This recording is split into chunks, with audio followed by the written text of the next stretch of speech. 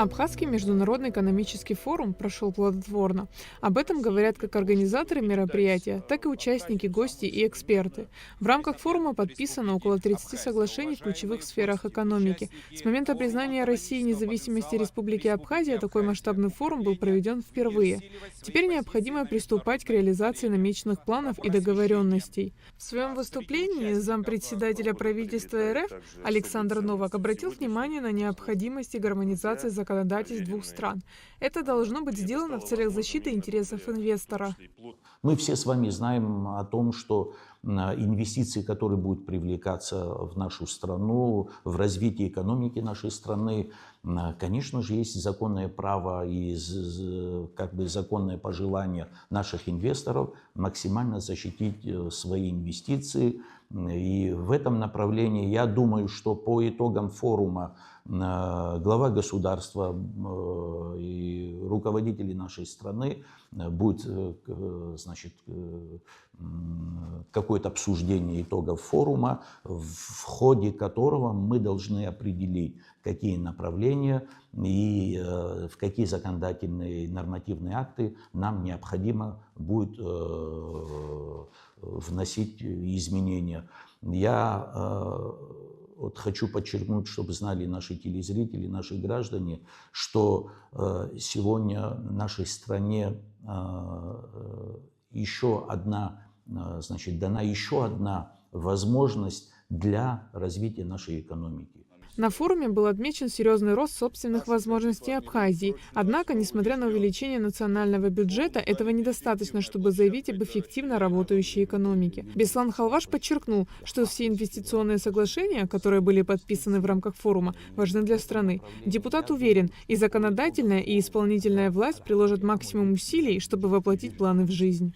В плане внесения изменений законодательства я бы хотел подчеркнуть, проблема не в том, чтобы всех и вся освободить от налогообложения. Инвестиции нужны нашей стране, первое, для создания новых рабочих мест, второе, для увеличения нашего бюджета, для налоговых поступлений.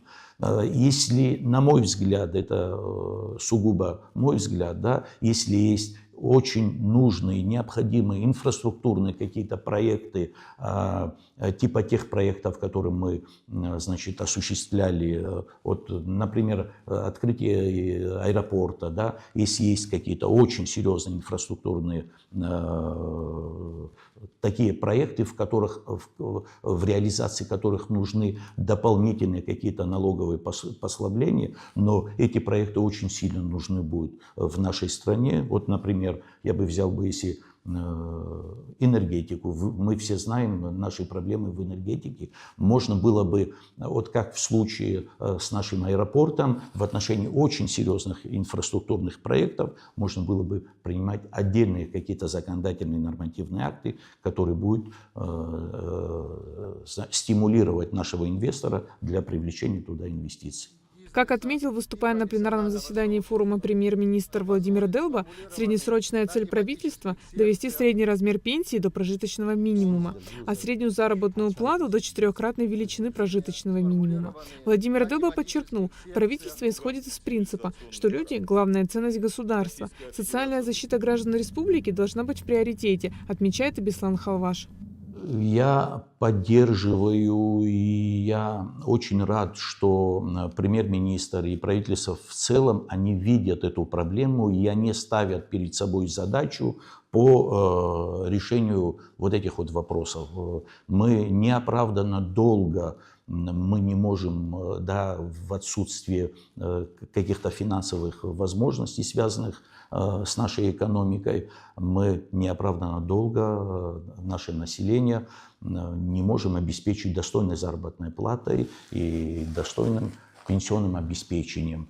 В ближайшее время будут приниматься законы о едином социальном взносе, мы обсуждали это в прошлом году, в том числе и с вами, который позволит в социальной сфере начать реформу социальной сферы. Мы должны знать категории социально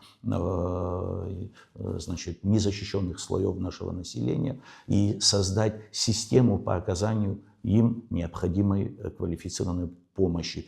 Беслан Халваш уверен, если использовать открывающиеся возможности, уже в течение нескольких лет будет заметен результат. Еще один уникальный шанс поставить экономику нашей страны на те рельсы, на которых она должна стоять. Я очень сильно надеюсь, что реализация этих соглашений позволит в том числе увеличить бюджет, увеличить отчисления в страховые фонды, увеличить людей, которые будут заняты на определенных производствах и в сфере услуг. И я очень сильно надеюсь на то, что результатами форума мы свою экономику, если в течение 2-3 лет мы поставим на нормальные рельсы, я думаю, что те возможности, о которых говорит премьер-министр, они вполне осуществимы. Повышение заработной платы и пенсионных выплат напрямую связано с экономическими возможностями страны. Чем больше развита экономика, тем выше благосостояние граждан. Порядка 30 соглашений – конкретные шаги к тому, чтобы республика стала надежным партнером и продолжила активное развитие. Айлита Арутюнян, Камила Джопуа, Абхазское телевидение.